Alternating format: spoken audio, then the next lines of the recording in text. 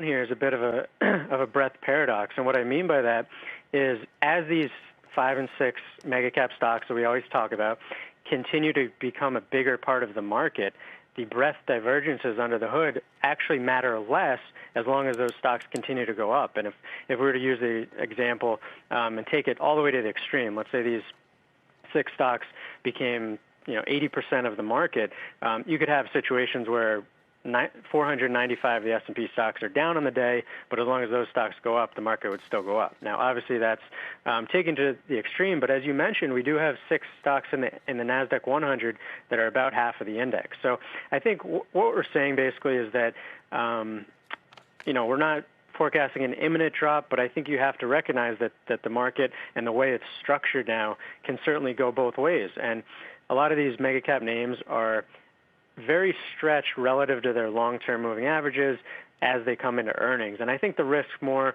is that we know that the numbers are probably going to be good. We know they're benefiting from everything that's going on in the world, but I think the risk is that it's a bit of a sell the news. You saw that a bit with Netflix last week. So we'll kind of see what happens as we get into earnings, but that's kind of our thought here, is that the upside is a bit limited in the near term. I just wonder if things like long-term moving averages and other metrics that you would traditionally look at just don't apply because of this new world that we're living in now and one that we will continue to live in for the foreseeable future.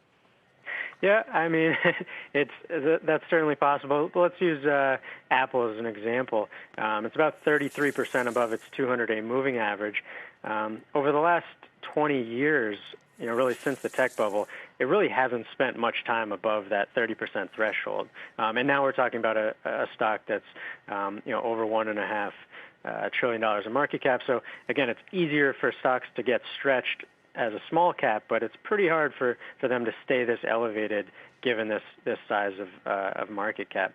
But I think the flip side of this is, okay, if you're not super excited to be buying these names up here, where do you go?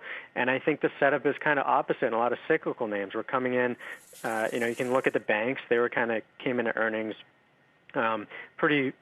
sentiment was pretty bad on them. Positioning was pretty low, and they're actually starting to act a little better here. So I think this kind of low, high momentum trade that we've been following, the reopen versus stay-at-home trade, I think some of that has some unwind as we head through earnings season, and that's really kind of what we're saying here.